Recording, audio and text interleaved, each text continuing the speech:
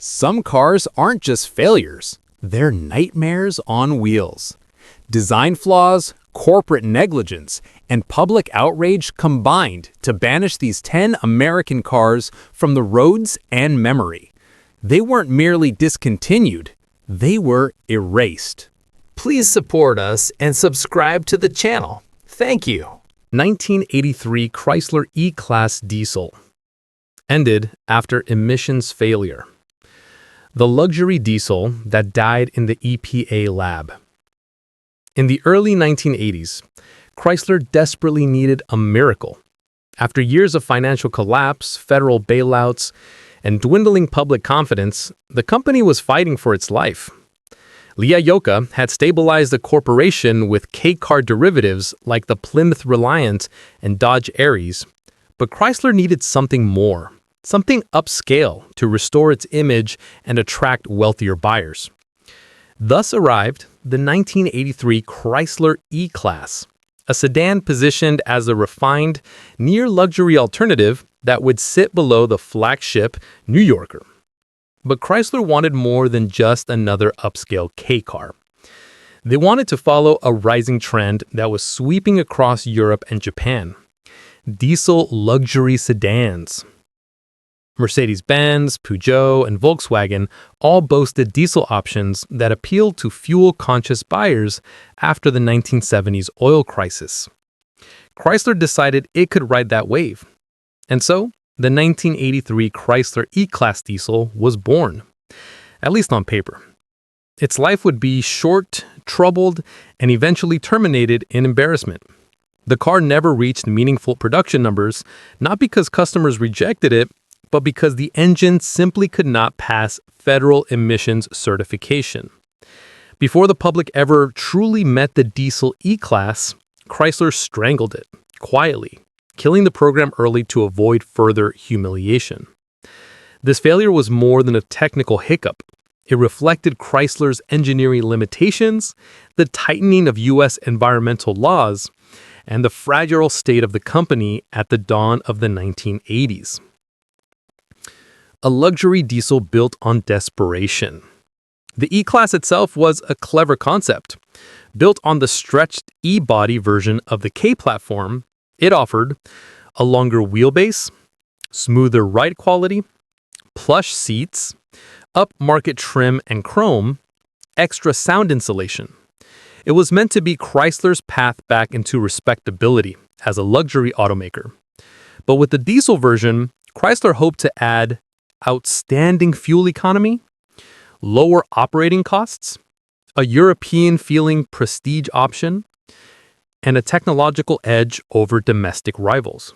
This was a bold plan, but it required a reliable, emissions-compliant diesel power plant. Chrysler didn't have one, so they turned to a supplier, Volkswagen, whose 2.4-liter inline-5 diesel was known for durability, modest output, and efficiency.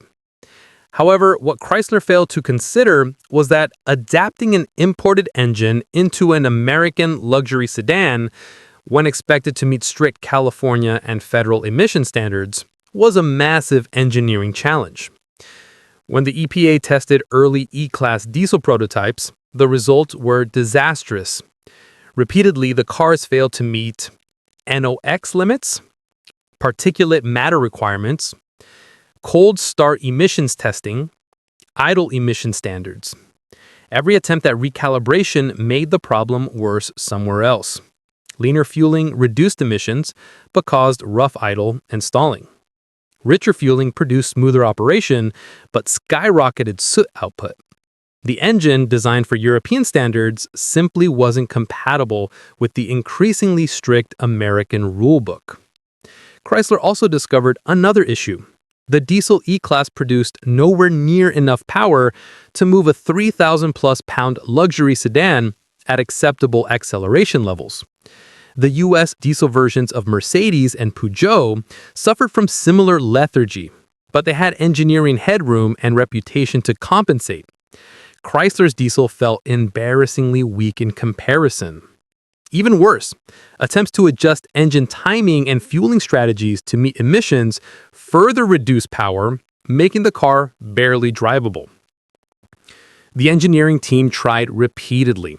They made revised injector calibrations, new timing maps, modified EGR systems, updated catalytic particulate traps, cooling system alterations, but every fix created new failures. Test car after test car came back with crossed-out certification reports and red ink notes from EPA staff. In a year when Chrysler needed good press and dependable releases, this diesel fiasco was the last thing leadership wanted. A quiet corporate execution. By early 1983, Chrysler executives knew the truth. The E-Class diesel was dead. Faced with underwriting heavily into investing in new emissions equipment, far too expensive for a company that had just escaped a bankruptcy, delayed the diesel for a year, risking negative press and further development costs. Kill it quietly, pretend it never existed. They chose option 3. Internal communication memos instructed staff to halt development immediately. Marketing materials were pulled before being printed, dealership bulletins were retracted. The diesel option, once promoted internally as a prestige step toward competing with Europe, vanished almost overnight. Chrysler would continue offering gasoline E-Class models through 1984 before rebranding them as the New Yorker Fifth Avenue, abandoning the failed diesel dream entirely. The failure was not due to one mistake, but many interlocking factors. 1. Emissions regulations were tightening rapidly. The early 1980s saw increasingly strict federal standards, especially on particulate emissions. Diesel technology simply wasn't ready. 2. The imported Volkswagen diesel didn't adapt well. The engine was designed for lighter European cars and older standards. In an American luxury sedan, it was overwhelmed. 3. Chrysler lacked diesel expertise. The company had little in-house experience with diesel passenger cars, leaving them dependent on external engineering and rushed deadlines. 4. Financial stress limited development. Chrysler couldn't afford to spend millions refining an engine that might sell in low volumes. And 5. The market was already turning against diesel. After early diesel disasters from GM, American buyers were becoming skeptical, further reducing the incentive to continue. A failure most people never knew about. Because the model was canceled before hitting showrooms in volume, the E-Class diesel is almost unknown today. It occupies a strange corner of Chrysler history, a car that was planned, tested, and nearly launched, yet ended before the public saw it. The failure serves as a stark reminder of the fragility of Chrysler's early 80s recovery, the difficulty of meeting tightening emissions rules, the challenges of retrofitting foreign engines into American designs, the risks companies take when chasing trends rather than engineering feasibility. And the failure also foreshadowed something bigger: the decline of American diesel passenger cars. Within a few years, nearly every domestic manufacturer abandoned diesel sedans entirely. The 1983 Chrysler E-Class diesel was born during a desperate corporate comeback, designed to give Chrysler credibility and fuel economy in a competitive luxury market. Instead, it became a symbol of engineering overreach and regulatory defeat. Repeated, humiliating emissions failures doomed it long before customers had the chance to evaluate the car themselves. Chrysler terminated the diesel program abruptly, leaving the gasoline E-Class to carry the brand's hopes alone. In the end, the diesel E-Class wasn't just canceled, it was erased, becoming one of the many forgotten casualties of Chrysler's painful climb back from the brink.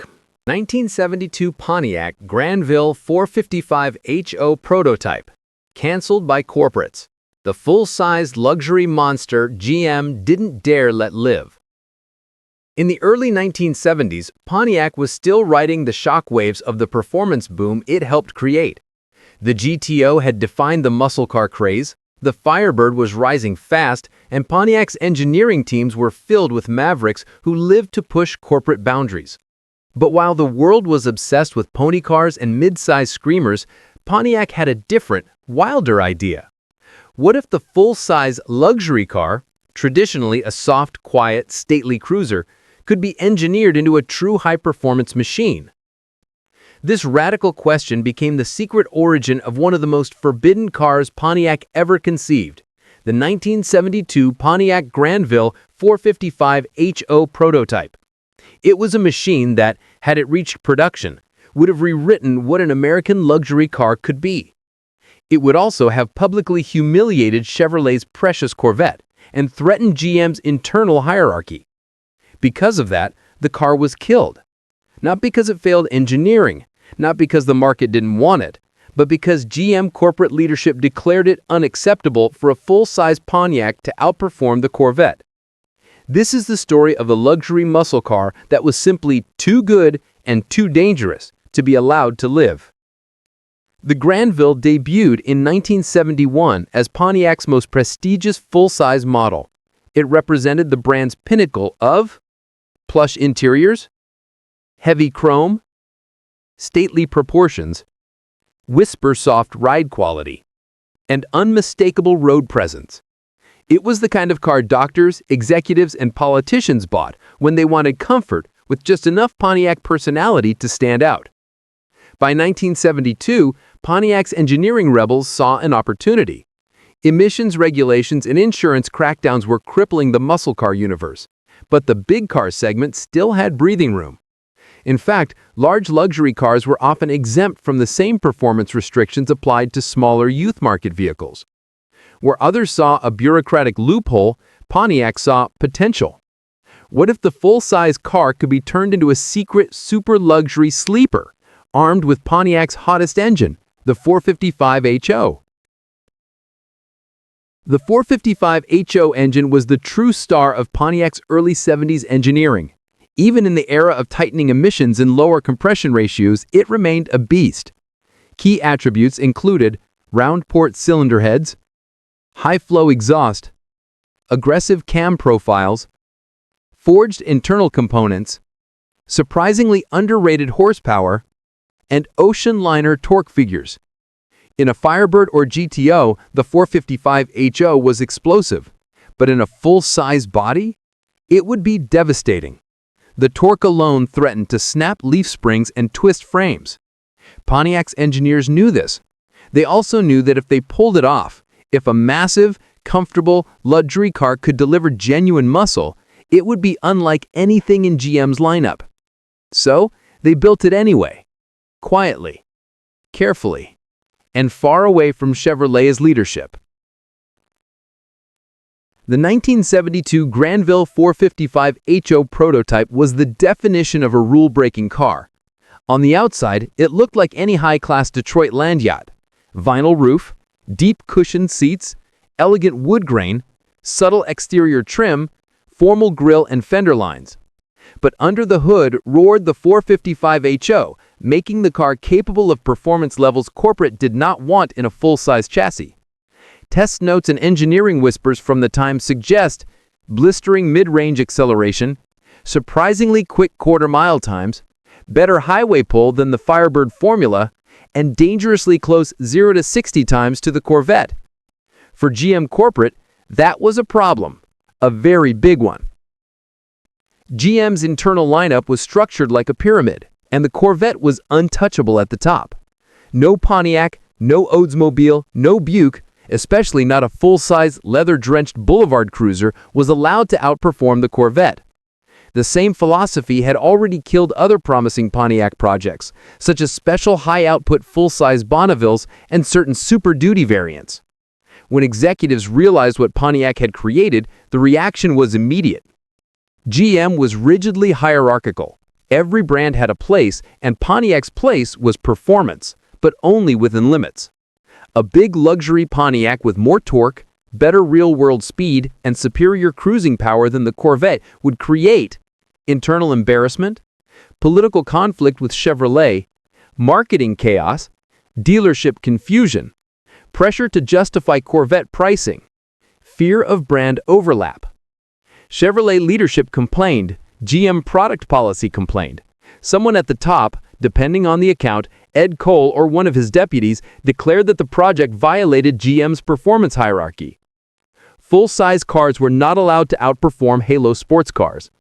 Pontiac was not allowed to embarrass Chevrolet. A Granville was absolutely not allowed to be a secret muscle car. The prototype vanished. After the corporate shutdown, the prototype's fate is murky. Most likely it was stripped of the HO engine, repurposed for mundane testing, or destroyed outright. GM had a long history of burying vehicles that challenged the corporate structure. The 455 HO Granville joined that list. No official photographs were released, no press materials ever hinted at its existence, and no dealer would ever know how close Pontiac came to building the ultimate luxury torque monster. It became one of those whispered legends inside engineering departments, a what-if car that proved Pontiac still had fire in its veins even as the muscle era collapsed. The 455 HO Granville was one of the wildest of these lost legends, a 4,700-pound luxury palace armed with one of the most fearsome engines of its time, a car that could have rewritten the definition of American performance luxury. But corporate fear killed it, and the world is left only with stories of a Pontiac too powerful for its own good. 1958 Edsel Pacer Supercharged Prototype. Too fast for the brand. The hot rod that Ford didn't dare release. In the long, painful history of Detroit misfires, few names loom as large or as tragic as the Edsel. Born in hype, killed by embarrassment, and remembered mostly through jokes and museum curiosities. The Edsel brand was the automotive equivalent of a spectacular fireworks show that exploded on the launchpad. But even within this famously doomed sub-brand, one story stands out as almost unbelievable. The supercharged 1958 Edsel Pacer prototype, a machine so unexpectedly fast and so dangerously unstable that Ford's own corporate guardians buried it before the public ever learned it existed. This wasn't just a failed prototype. It was a contradiction in sheet metal, a muscle car hidden inside a punchline. By the time engineers began experimenting with a supercharged Pacer, Edsel's identity crisis had already reached historic proportions. Marketed as the new kind of car, it debuted with bizarre styling, awkward pricing, confusing trim levels, and production delays that turned its launch into a logistical nightmare. Ford needed excitement, something bold enough to make Americans forget about the horse collar brill and the name that sounded like a medical condition. The solution, at least to a few rebellious engineers, was simple.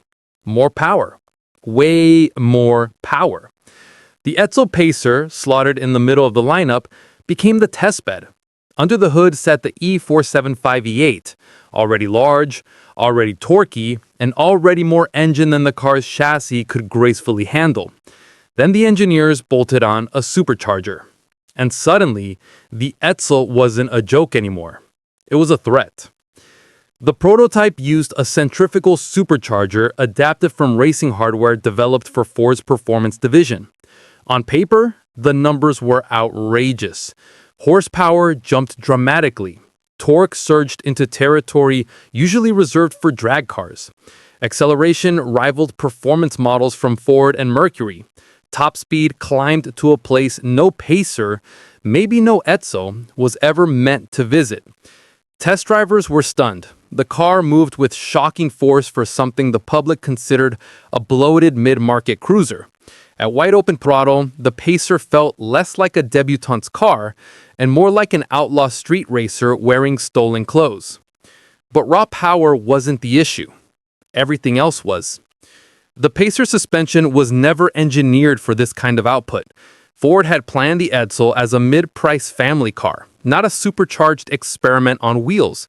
So that meant soft springs, comfort-first shocks, vague steering, a frame designed for boulevard gliding, not high-speed stability, and brakes that were outmatched the moment the boost kicked in. Number 1, front-end lift at speed. Testers reported the nose rising under hard acceleration, reducing steering authority. Number 2, rear wheel hop under load. The leaf springs weren't stiff enough to plant 400-plus pound-feet of torque.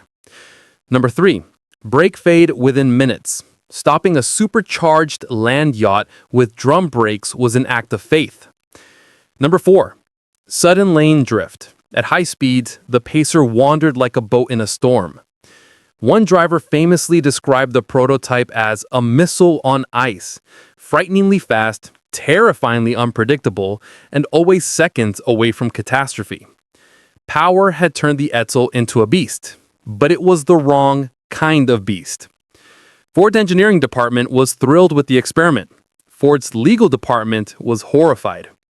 The Etzel brand was already a public relations disaster, bleeding money and humiliating executives. The last thing anyone wanted was a high-powered version causing accidents, lawsuits, or worse, making headlines. The lawyers and top-level executives quickly shut the entire program down. Their fears weren't subtle. A supercharged Etzel could kill its driver. It would destroy Ford's already fragile reputation. It would embarrass the company if it outperformed Ford's own performance stars. And worst of all, it wasn't marketable. No customer was asking for an Etzel hot rod. The prototype program was officially discontinued. Unofficially, it was buried. Ford destroyed the development records, dismantled the test engine, and made sure nothing that powerful ever entered an Etzel showroom. It was the quietest cancellation in Ford history, an internal shutdown fueled entirely by fear. Today, the supercharged 1958 Etzel Pacer exists only in whispers, rumors, and a few scattered pieces of documentation preserved by insiders before the crushers arrived. No complete example survived. No photographs were ever meant to leak. No marketing material was drafted. It was a phantom project, a near mythical chapter in the Etzel saga. The Etzel wasn't doomed because it couldn't perform. It was doomed because it never knew what it wanted to be. Ford could have built a performance version that shocked the market. They could have pivoted the brand towards power and excitement instead of gimmicks and indecision. But corporate fear kept the Etzel restrained in every way: styling, marketing, pricing, and in this case, horsepower. The supercharged Pacer could have rewritten the Etzel story. Instead, it was locked away, dismantled, and forgotten. The 1958 Etzel Pacer supercharged prototype stands as a symbol of everything that went wrong with Ford's most infamous failure. It was bold, powerful, capable, and genuinely thrilling, yet completely incompatible with the car's platform, the brand's image, and the corporation's risk tolerance. In the end, the car was simply too fast for the badge. Ford couldn't let it exist. And so one of the most fascinating performance experiments of the era was erased before it ever had the chance to make history. A missile on ice, launched once, then locked away forever. 1956 Hudson Hornet V8 prototype. Cancelled by structural failure. The final, painful collapse of a once great racing legend. In the early 1950s, the Hudson Hornet was a legend. One of the most dominant NASCAR stock cars of its era, a machine that rewrote racing rules and embarrassed bigger, richer automakers. But by the mid-1950s, the mighty Hornet was limping. Hudson was broke, its designs were aging, and the rest of the industry was shifting toward bigger engines and more powerful V8s that Hudson simply couldn't counter with its old straight six. So, in 1956, with bankruptcy staring the company in the face, Hudson attempted its boldest and most desperate move, shoehorning a heavy, new V8 into a chassis that was never designed for it. What happened next was engineering chaos. One final catastrophe that proved to everyone that Hudson's glory days were over. This is a story of the 1956 Hudson Hornet V8 prototype. A car that literally tore itself apart. To understand how disastrous the V8 prototype was, you have to understand what Hudson used to be. The early Hornets were marvels of low center of gravity engineering, thanks to their signature step-down chassis. You didn't climb into a Hornet, you stepped down into it. The design made the car stable, agile, and nearly unbeatable on the racetrack. But by the mid-1950s, Hudson's miracle had turned into a museum piece. every competitor, Ford, Chevrolet, Plymouth, even Packard, were rolling out modern overhead valve V8s. Hudson, meanwhile, was still relying on an overbuilt but outdated flathead straight six. The iconic step-down chassis could not accommodate a large modern V8 without massive redesign. So, Hudson didn't have the money for a redesign. They barely had the money for electricity. So management ordered the engineering team to make the impossible happen: fit a big V8 into a chassis designed almost a decade earlier for engines much lighter and less powerful. It was the desperate gamble of a dying company. And it instantly went wrong. The V8 itself wasn't the problem. Hudson sourced a heavy, high-output engine intended to restore the brand's lost performance reputation. On paper, the idea made sense: offer buyers the power they could get from Cadillac, Oldsmobile, or Mercury. But Hudson's step-down chassis, brilliant in 1948, had become a structural time bomb by 1956. It was never meant to support the weight and torque of a high-displacement V8. The moment engineers began installing the test engines, the problems appeared like cracks in old plaster. 1. The engine bay flexed under weight. Front cross members bowed, metal groaned audibly. The chassis literally complained just sitting still. 2. Floor pans buckled during hard acceleration. Under torque loads, the floor rippled like a tin sheet. Test drivers reported watching the accelerator pedal move relative to the firewall. 3. Frame rails twisted during stress tests. The old step-down perimeter frame, once praised for rigidity, couldn't resist the stress of a V8's output. After a few hard launches, doors misaligned and wouldn't close. 4. The car's handling collapsed. The heavy nose made the once agile Hornet steer like a barge.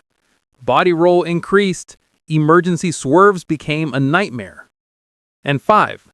Brakes and suspension were instantly overwhelmed. The car dove under braking, springs bottomed out, shocks overheated. Even slowly driven, the prototype felt like a structural failure waiting to happen. This was no longer the car that dominated NASCAR. This was a car being torn apart by an engine it physically couldn't contain. Hudson's engineers were some of the most creative in Detroit, but they were also exhausted, underfunded, and constrained by corporate leadership in panic mode. They attempted everything: strengthening frame rails with welded plating, reinforcing the firewall, reworking engine mounts, adding bracing under the floor, experimenting with revised suspension geometry. But each fix created new problems. Reinforcing the frame added weight, making the front even heavier. Bracing the floor stopped buckling, but transmitted torque elsewhere. Stiffening the suspension made the ride harsh, and didn't solve the structural flex. The step-down chassis had reached its engineering limit. Hudson was trying to evolve a dinosaur instead of building something new, and the dinosaur was fighting back. In 1954, Hudson merged with Nash Kelvinator to form American Motors Corporation, AMC. By 1956, AMC executives were evaluating every ongoing Hudson project to see which ones were worth saving. When they saw the V8 prototype, the reaction was immediate and brutal. The chassis was obsolete, the body structure was too weak, the step-down design was too expensive to update, and the V8 program could never be made safe or profitable. Hudson's chassis philosophy hit a dead end. The V8 prototype only proved it. AMC ordered the project shut down instantly. Prototypes were scrapped, engineering files were closed, and the step-down Hornet was declared finished. And with that, Hudson as an independent design philosophy died. The cancellation wasn't just about a broken prototype. It symbolized the end of an era. Hudson, the brand that had once dominated stock car racing, couldn't survive the shift to V8 power. Its engineering innovations, which made it great in 1951, had turned into liabilities by 1956. The supercharged Edsels, the cross-ram Camaros, the outlaw Pontiacs, these were killed by corporate fear or legal panic. But the Hudson V8 prototype? It was killed by physics. The car literally destroyed itself. And that made it the most tragic failure of all. VI, Legacy, the car that revealed the future. Ironically, the prototype's failure gave AMC the clarity it needed. Within a few years, AMC replaced Hudson's aging architecture with modern, stronger, more conventional chassis designs. Hudson's styling faded away, and the Hornet name became nothing more than a nostalgic memory. The 1956 Hudson Hornet V8 prototype survived only in engineering anecdotes, internal memos, and the stories of test drivers who watched the floor buckle beneath their feet. It proves that even legendary engineering has an expiration date. A design that dominates one decade can be completely obsolete the next, and a company unwilling or unable to evolve will collapse under its own weight. Hudson learned that the hard way, on a test track, with a warped frame and a buckled floor. The 1956 Hudson Hornet V8 prototype wasn't just canceled, it was condemned. It was a tragic attempt to force modern power into an aging body. A desperate engineering experiment that exposed every weakness in the step-down design. The car bent, twisted, and failed under the weight of its own ambitions. It was the final collapse of the Hornet legend, a mechanical tragedy marking the end of Hudson's independence and the beginning of AMC's rule. A car crushed not by corporate politics or marketing blunders, but by gravity, torque, and time itself. 1974 Mercury Cougar XR7 460 concept, smothered by emissions. The muscle luxury dream that died before it breathed a single mile. The early 1970s were a violent turning point in the American auto industry. The age of big engines, big chrome, and big performance was collapsing under the weight of federal emissions regulations, insurance panic, and an increasingly fuel-scarce economy. Automakers scrambled to save what remained of the horsepower era, but the rules were rewriting themselves faster than Detroit could adapt. The 1974 Mercury Cougar XR7 460 concept was born in the middle of this chaos. It was supposed to be the ultimate expression of Ford's luxury performance formula, a plush, upscale personal car with a monstrous 460 cubic inch V8 borrowed directly from the Lincoln land yachts. It was a car meant to restore the Cougar's prestige, give Mercury something to brag about, and create a halo model that radiated power, refinement, and sheer American excess. Instead, it became a symbol of Detroit's downfall, a car killed by emissions laws before it even reached the showroom, strangled by regulations it could not outrun, and buried quietly by corporate decision-makers who knew it would never survive 1974's regulatory landscape. This is the story of the Cougar XR7 460 concept, a machine smothered before it ever took its first breath.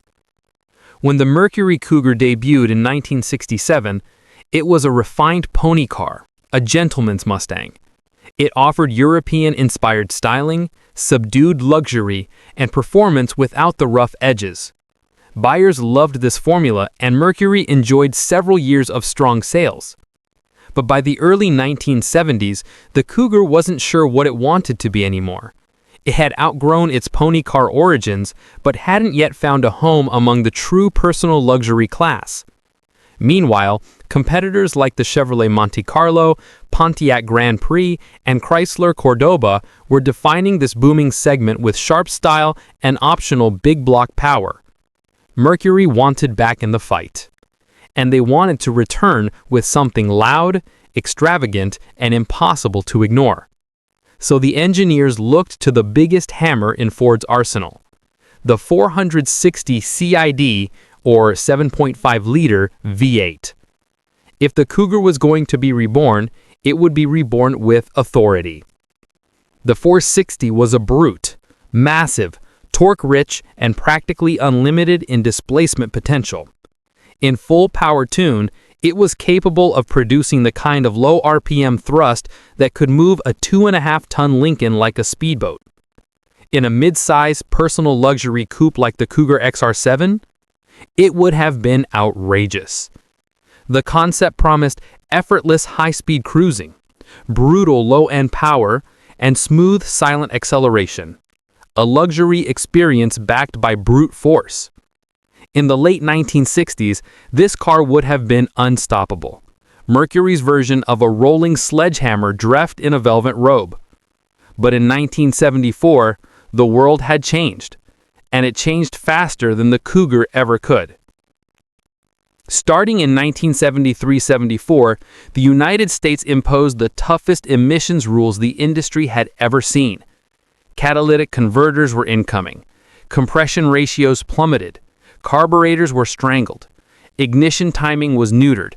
Fuel mixtures were lean to the edge of detonation.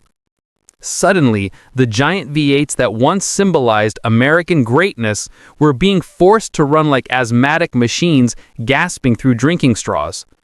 For the 460, the situation was catastrophic. The engine simply could not meet the new 1974 emission standards in a mid-sized chassis. Larger, heavier luxury cars like Lincolns could absorb the emissions equipment, the exhaust routing, and the thermal load. But the Cougar, despite being bigger than its Mustang roots, wasn't designed to swallow the heat, plumbing, and catalytic hardware required to make a 460 compliant. In testing, the prototype suffered from excessive NOx emissions, overheating due to cramped bay space, fuel mixture instability, poor cold start characteristics, dangerously inconsistent idle quality, enormous fuel consumption at the worst moment possible. Even with detuned timing and leaner fuel mixtures, the big block simply wouldn't pass certification. Mercury engineers kept trying. They retuned the carb. They softened the cam. They choked the ignition. They experimented with pre-cat exhaust routing. Nothing worked. Every fix robbed power endlessly while still failing to meet the emissions numbers. Soon, the 460 was a shadow of its original self. Slow, hot-running, wheezing, and still non-compliant. It was the perfect paradox.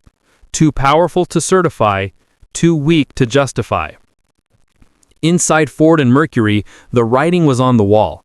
They were already dealing with the energy crisis, plummeting big car sales, increasing insurance costs, and federal pressure on safety, emissions, and fuel economy.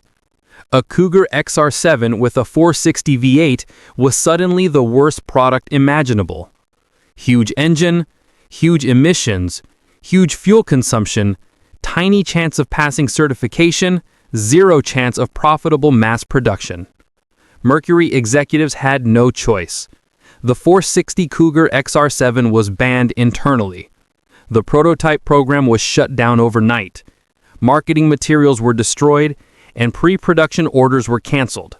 No retail units were ever constructed. The dream of a 460-powered Cougar vanished before the public even knew it existed. It's tempting to wonder what the XR7 460 might have been in a different era, say 1969 or 1970, when fuel was cheap, emissions rules were soft, and the personal luxury market was booming. It would have been a legend, a Lincoln-powered muscle luxury hybrid, a rolling symbol of excess, a rival to the Grand Prix SJ455, Monte Carlo SS440, and Charger SE440. Instead, in 1974, it became a symbol of Detroit's forced transition into a new emissions-controlled reality. A reality where performance died not in a bang, but in a paperwork failure. Few canceled prototypes represent their era better than the 1974 Cougar XR7 460. It stands as a perfect snapshot of Detroit's early 1970s collapse. Ambitious ideas crushed by regulations, big engines rendered obsolete overnight, personal luxury coupes forced to become soft, slow cruisers, technology lagging behind federal requirements. The Cougar XR7 460 didn't die because it was bad. It died because the world changed too quickly for it to adapt. It was a victim of history, one of many casualties in the emissions-choked aftermath of the muscle car era.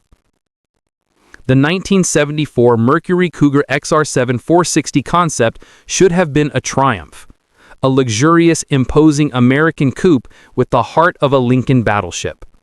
Instead, it became a ghost, a forbidden combination sealed away in Mercury's internal archives, undone by NOx limits, catalytic chaos, and the harsh new mathematics of fuel economy. It was smothered before it ever roared, a big block dream born a decade too late. And today, it stands as one of the great what-ifs of the American personal luxury era, a reminder of the moment when regulations finally became stronger than horsepower. 1962 Dodge Dart Ramcharger Street version, outlawed by insurance. The muscle car that was too wild for the streets before muscle cars even existed.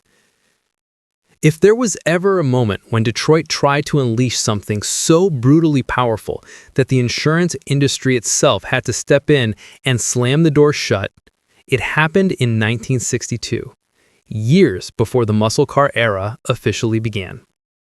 The car at the center of this storm was the 1962 Dodge Dart Ramcharger Street version, a machine so ferocious, so deliberately engineered for domination that insurers refused to touch it.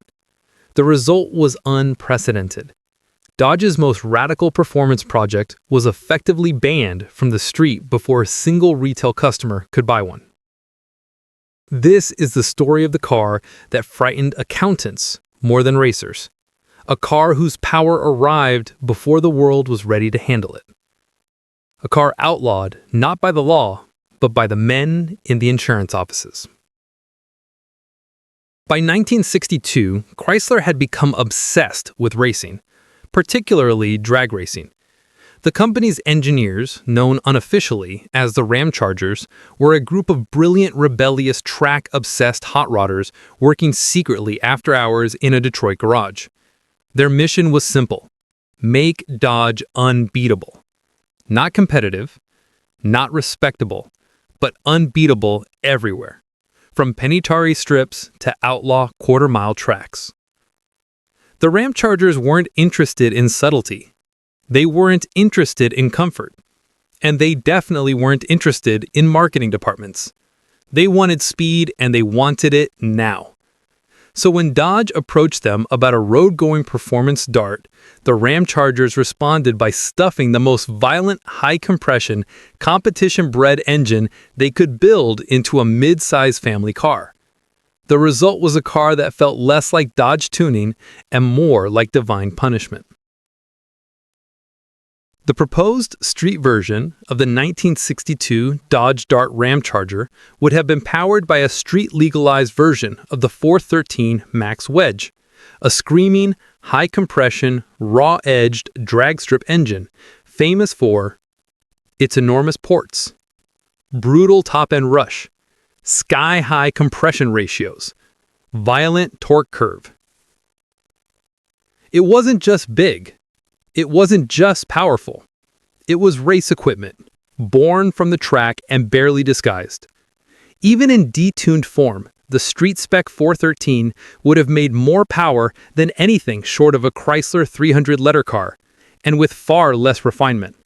Most estimates put it north of 440 horsepower, an absurd figure for 1962. The car promised sub-13-second quarter miles, terrifying acceleration for a street machine, almost no traction in first gear, a soundtrack like artillery fire. And Dodge actually considered selling this to the general public, but it never got the chance. In 1962, the insurance industry was already beginning to take notice of high-powered vehicles. The first wave of performance accidents, many caused by young drivers in big V8 sedans, had triggered nervous discussions inside major underwriting firms. But nothing prepared them for Dodge's proposal. When insurers were shown the specs of the would-be street Ramcharger, the response was swift, cold, and unanimous. Absolutely not.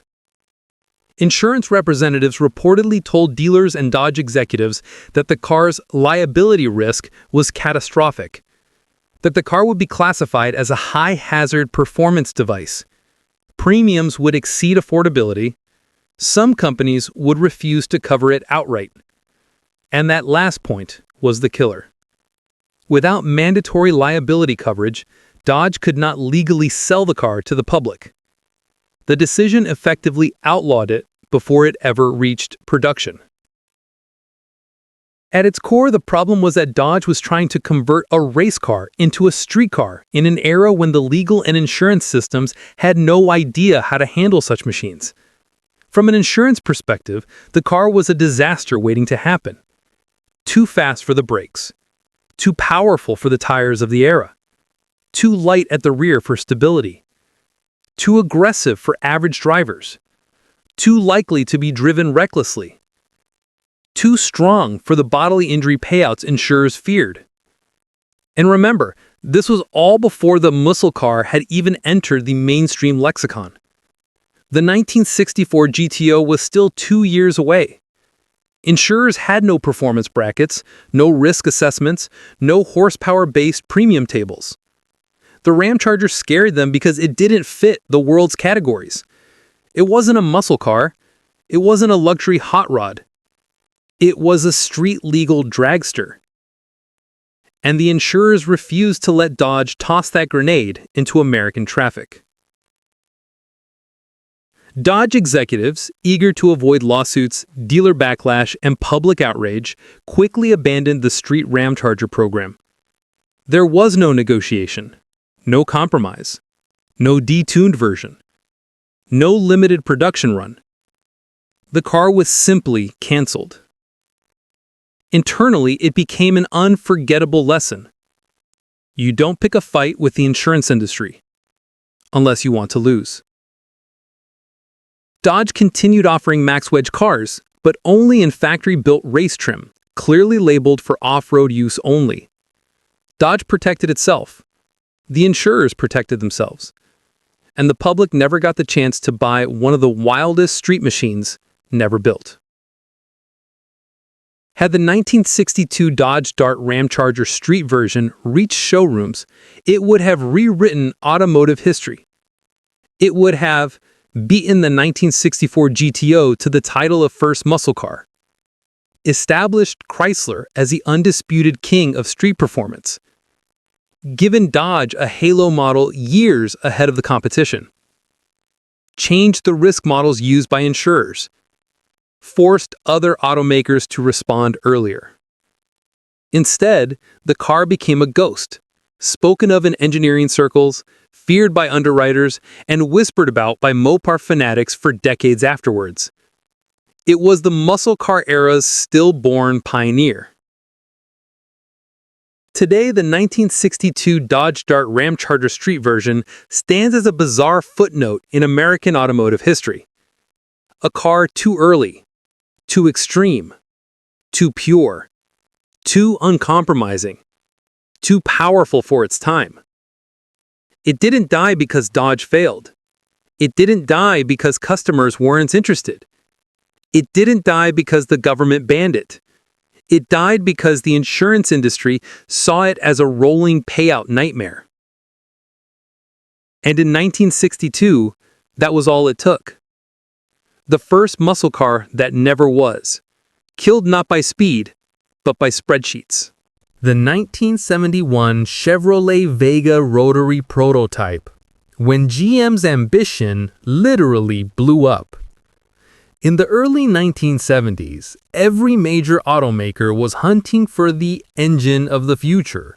Emissions laws were tightening, fuel economy mattered more than ever, and the traditional American V8 was quickly becoming an endangered species. Among the brightest hopes was the Wankel rotary engine, a compact, high-revving, smooth-running power plant that promised fewer moving parts, lower emissions, and a futuristic driving feel. Mazda had already begun making waves with its rotary-powered Cosmo and RX-2. GM, never willing to be left behind, wanted in.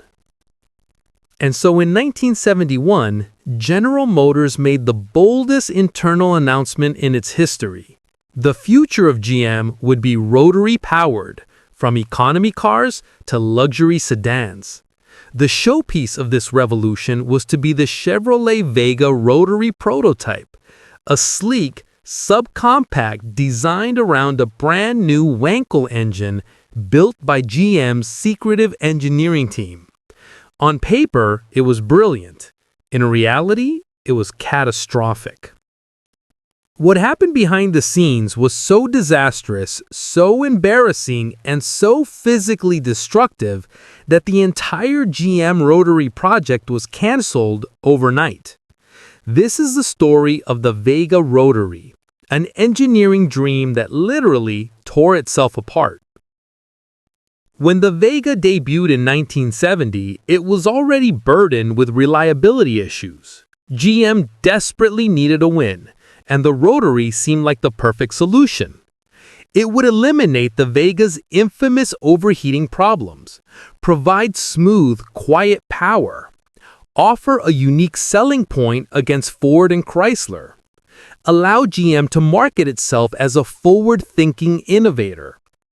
GM engineers spent millions designing a two-rotor Wankel, internally known as the RC2-206.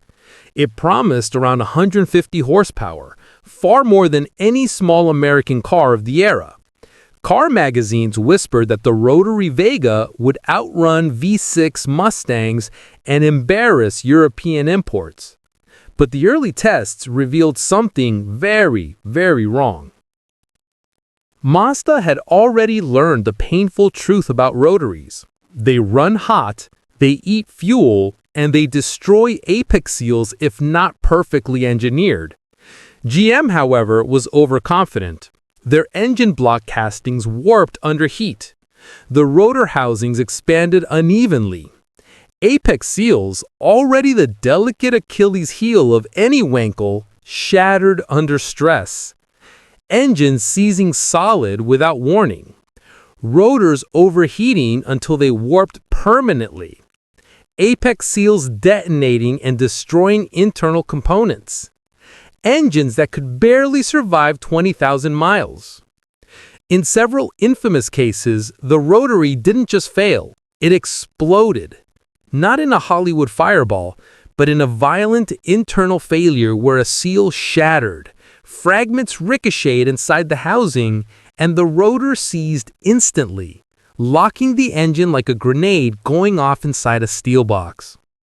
A good rotary hums. Our rotary screamed for help. The emissions nightmare. If reliability was bad, emissions were worse. Early rotaries burned oil by design, and the American environmental regulations coming in 1975 were unforgiving. GM's two-rotor prototype produced massive hydrocarbon emissions, poor fuel economy, and high idle instability. Incomplete combustion at low RPM. Every attempt to fix one issue made another worse.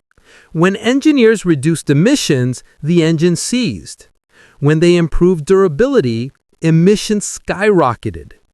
When they reduced heat, performance collapsed. The Vega prototype falls apart. By 1973, multiple Vega rotary prototypes were being tested secretly at GM's Milford Proving Grounds. The results were a disaster. Engines failed in under 10,000 miles. Rotors cracked under high RPM. Apex seals vaporized during overheating. Engine bays scorched paint from excess heat. Fuel economy dipped into the single digits. One test engineer joked that filling the gas tank was like throwing gasoline directly into the air. We built a hand grenade that you had to refuel every 80 miles. Even worse, the Vega chassis was not designed for the rotary's strange heat patterns. Firewall panels warped, hoses melted, wire insulation cracked. GM's planned car of the future was physically cooking itself alive. In late 1973, a series of catastrophic internal failures finally pushed GM over the edge. Multiple rotary engines seized within minutes of each other during a high-temperature endurance test. One of them destroyed itself so violently that technicians had to shut down the test bay for days. GM lawyers panicked. Executives froze. The engineering team, exhausted and demoralized, admitted privately that the engine was nowhere near ready. Then, in 1974, with the OPEC oil crisis destroying fuel economy-poor cars, the rotary instantly went from futuristic to obsolete. On a single morning, one memo circulated quietly through executive channels, the entire rotary program was killed.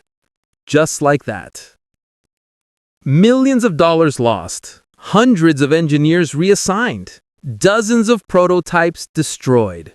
The Vega rotary, once promised to be America's answer to Mazda, never saw a dealership lot. It became a ghost, an engineering embarrassment locked in GM's archives. A legacy made of smoke. GM underestimated the engineering difficulty. They ignored Mazda's learning curve. They overpromised the technology they didn't understand. They built an engine that could not meet emissions, durability, or cost targets. Mazda, through painful trial and error, made the rotary work well enough to survive for decades. GM, rushing to beat the market, built an engine that could be described only as a mechanical self-destruct device. The Vega rotary symbolizes the moment when GM tried to leap into the future and landed face first into a smoking pile of apex seal fragments. The 1971 Chevrolet Vega rotary prototype was supposed to revolutionize American automotive engineering. Instead, it exposed the limits of corporate overconfidence. It was too hot, too fragile, too dirty, too thirsty, and ultimately too dangerous. By the time engineers accepted reality, it was too late. GM had created an engine that couldn't survive, couldn't pass emissions, and sometimes couldn't even stay in one piece. And with a single executive memo, the entire rotary dream was erased. A small number of test mules still exist today, hidden away, never spoken about. They are a relic of a moment when GM gambled on the future and lost spectacularly. 1964 Mercury Comet Cyclone Lightweight. Too fast for its own good. The mid-1960s were a golden era for American drag racing. Horsepower ruled, quarter-mile times mattered more than comfort, and every automaker wanted a foothold in the muscle car market. Among the most ambitious yet little-known attempts was Ford's Mercury Comet Cyclone Lightweight of 1964. Designed to dominate drag strips, this car was meant to prove that Mercury, not just Chevrolet or Pontiac, could produce high-performance machines that scared competitors. But the very speed and engineering that made it revolutionary also made it illegal. Racing authorities banned it outright, and Mercury quietly scrapped the program. This is the story of the Comet Cyclone Lightweight, a car so fast and dangerous that it became a ghost legend before it even hit the streets. By 1964, Mercury had a problem. Their lineup was respectable, but boring. The Comet, their compact sedan/coupe, was a competent daily driver, but it lacked any kind of performance credibility. Ford's engineers and marketing teams realized that muscle was not just a marketing gimmick. It was now a street and track requirement. The solution? The Cyclone Lightweight. Mercury set out to build a car that would compete with Chevrolet's new mid-size muscle machines like the Chevelle SS, dominate drag strips, earning Mercury prestige and attention, showcase Ford's engineering innovation in lightweight materials and chassis tweaks. The lightweight program aimed to shed weight wherever possible. Thin gauge panels, minimal interior trim, and even racing spec seats. Power came from a heavily tuned 289 or 302 cubic inch V8, modified for maximum power while keeping weight low. Every component screamed performance: stiffer suspension, larger brakes, and a restrained but functional roll cage. The result on paper? A car that could literally leave everything else on the drag strip in its dust. As the prototypes hit private tracks, Mercury's engineers realized they had built something almost uncontrollable. Drivers reported extremely twitchy handling at high speed due to the stripped-down chassis, rear end instability under hard launches leading to frequent wheel spin, braking that could barely handle sustained quarter-mile deceleration, steering feedback that made the car feel like it could snap in half under stress. Drag racing authorities were immediately concerned. They watched as these cars clocked times well below what any other mid-size car had achieved. The Comet Cyclone Lightweight was not just fast, it was dangerously fast for the tires, brakes, and chassis of the era. The result? Racing regulators took unprecedented action. They banned the Comet Cyclone Lightweight from official drag events, citing safety concerns. The cars were simply too light and too quick to be allowed to compete against standard production vehicles. Faced with regulatory pushback and a product that couldn't compete legally on the track, Mercury executives made a cold, pragmatic decision: cancel the lightweight program entirely. Only a handful of prototypes existed, and even fewer survived. Unlike other legendary muscle cars of the era, the Cyclone Lightweight never reached dealerships. Its story was whispered among Ford engineers and racing insiders. A car too ambitious for its time, too fast to be legal, and too dangerous to exist in numbers. The cancellation meant Mercury missed an opportunity to enter the muscle car market with the headline-grabbing contender. Instead, Chevrolet, Pontiac, and even Plymouth would dominate that mid-size muscle niche for years, while the Comet remained a footnote in automotive history. Legacy, a forgotten what could have been. Today, the 1964 Mercury Comet Cyclone Lightweight is almost mythical. A few surviving prototypes, hidden in private collections, show what might have been: a compact, ultra-light muscle machine that could have redefined the era. It proved Mercury could engineer competitive muscle cars. It showed the limits of safety in early muscle-era drag racing. It became a cautionary tale for automakers. Speed alone is not enough. Safety matters. Collectors and historians revere it not for widespread production, but for its bold ambition. It's a car that never got to race officially, yet it remains a powerful symbol. Sometimes, being too good or too fast is reason enough to disappear. The 1964 Mercury Comet Cyclone Lightweight was a car designed to dominate the drag strip, but its innovation was also its downfall. Regulators banned it, Mercury executives killed the program, and the car never reached the public eye. It stands today as a testament to a unique moment in automotive history, when raw speed and daring engineering collided with safety realities, leaving behind a legend whispered about among collectors, historians, and enthusiasts. The Comet Cyclone Lightweight was never sold, never raced officially, yet it remains a powerful symbol. Sometimes being too good or too fast is reason enough to disappear. 1984 Dodge Omni GLH V6 prototype. Torque steer that broke the rules. The 1980s were a transformative time for American performance cars. Muscle cars of the past had given way to compact, front-wheel drive hatchbacks. Automakers experimented boldly, trying to extract performance from small, lightweight cars. Among the most infamous of these experiments was Carroll Shelby's Dodge Omni GLH V6 prototype of 1984, A car that promised explosive acceleration, but instead delivered a driving experience so violent it ended its own development.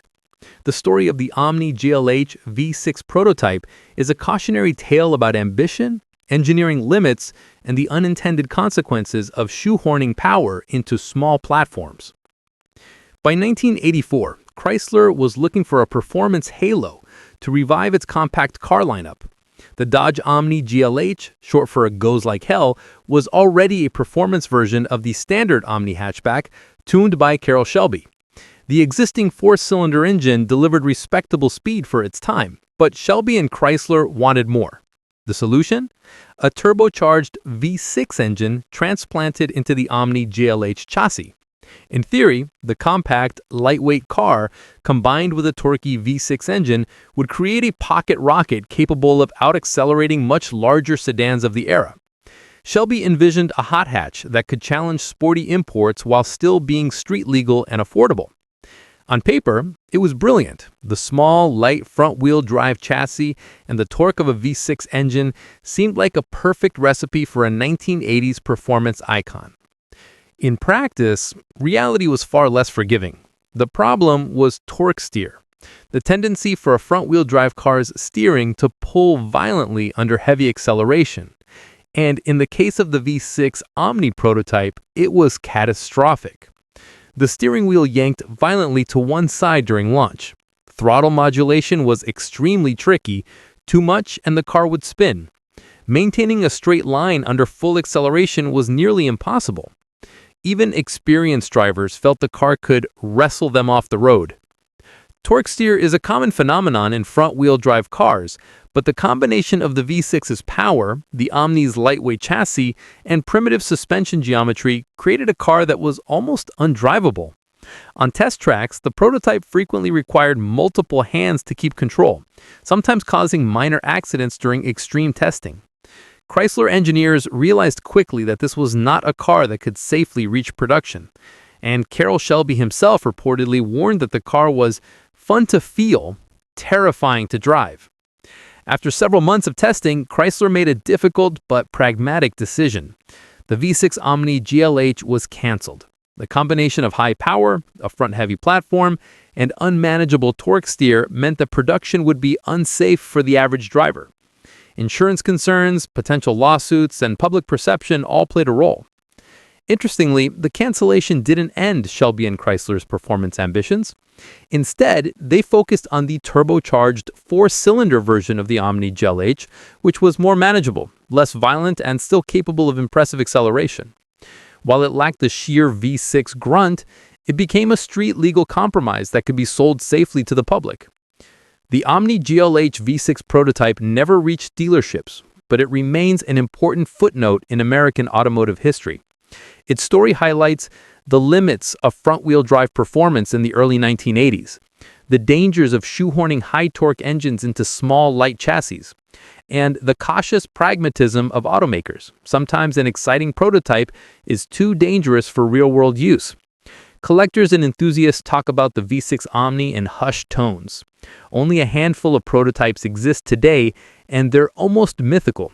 A car that could have changed the hot hatch market in America, but instead became a story of ambition curtailed by physics and safety.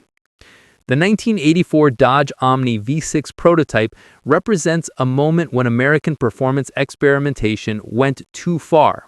Carroll Shelby's vision of a lightweight, turbocharged V6 hot hatch collided with reality. The front-wheel drive chassis couldn't handle the torque, and the result was a car that was exciting, terrifying, and ultimately unsafe.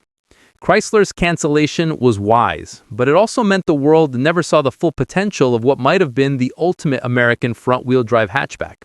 The Omni GLH V6 prototype remains a lesson. Sometimes innovation is just a little too powerful for its own good. A car that could go like hell ended up going nowhere, but its legend endures among those who appreciate the raw ambition and audacity of 1980s American performance engineering. 1946 Packard Clipper Custom metal fatigue that broke the car. The immediate post-war years were a time of experimentation, recovery, and constraint for American automakers. Material shortages, lingering rationing, and the need to quickly resume civilian production forced companies to think creatively, sometimes disastrously. Among the most notorious examples of post-war miscalculation is the 1946 Packard Clipper Custom, a car whose ambitious attempt to lighten its body literally led to metal fatigue that broke the car in half. Packard, one of America's most respected luxury automakers, faced an unusual challenge in 1946. Steel was expensive and in short supply, yet the market demanded a modern, stylish, and competitive vehicle. To save weight and materials, engineers experimented with thinner body panels and reduced structural reinforcement, a strategy that, on paper, promised efficiency, economy, and improved fuel consumption for a luxury sedan. The Clipper nameplate had been introduced in 1941 as Packard's mid-range luxury car, positioned between the top-tier Super and Custom models and the lower-end Standard lines. The post-war Clipper was intended to embody modernity, elegance, and aerodynamic styling. The Custom version in particular was supposed to be a showcase of Packard craftsmanship, sleek lines, upscale interior appointments, and advanced engineering for the luxury market. The engineer's idea was simple: thin out the steel, remove extra reinforcement in non-critical areas, and rely on clever design to maintain rigidity. It was a bold move, reflecting the optimism and daring of post-war American carmakers, eager to innovate after years of wartime production. Reality was far less forgiving. During stress testing, the Clipper Custom prototypes exhibited severe structural weaknesses. Engineers and inspectors observed that the center of the body, under normal torsion and weight loads, would begin to crack and flex uncontrollably. 3 separate bodies literally folded like taco shells under repeated stress.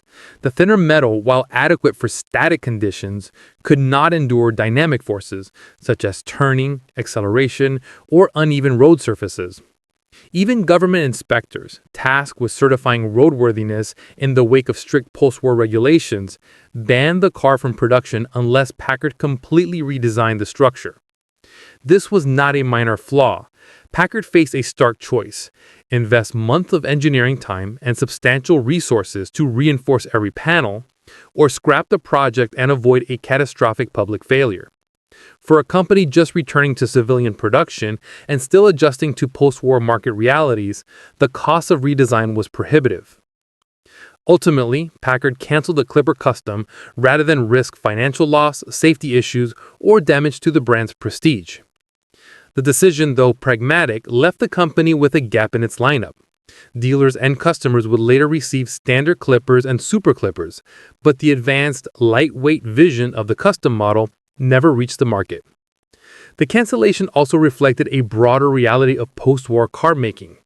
Innovation often collided with material science limits.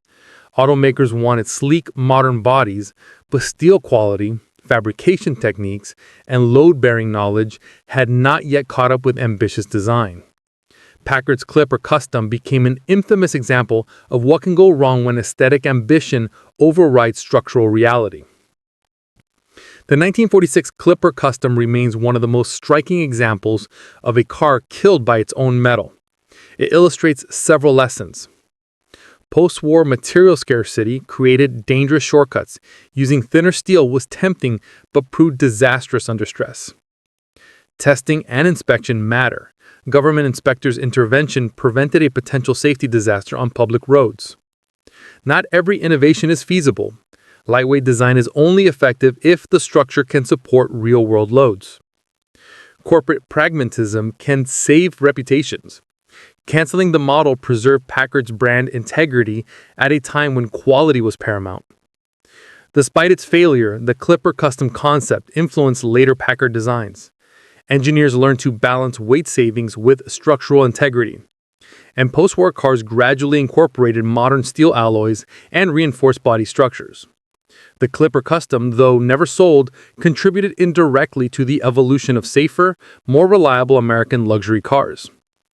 The 1946 Packard Clipper Custom stands as a remarkable story of post-war ambition colliding with engineering reality.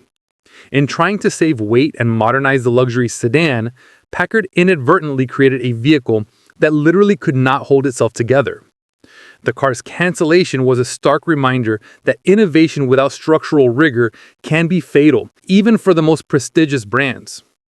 Today, automotive historians look back on the Clipper Custom as a legendary what could have been, a car whose ambition was grand, but whose execution was fatally flawed. Its story endures as a cautionary tale.